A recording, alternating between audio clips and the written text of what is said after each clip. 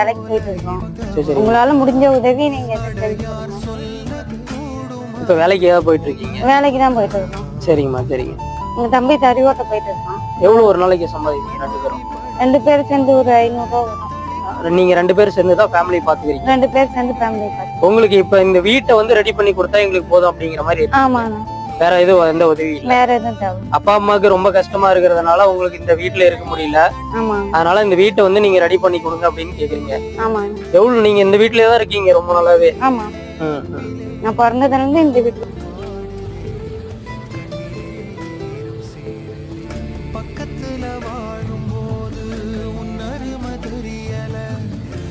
அருமை தெரியும் போது பக்கம் நீ இல்ல, தன்னந்தனி படகு போல தத்தளிக்கும் வாழ்க்கை போல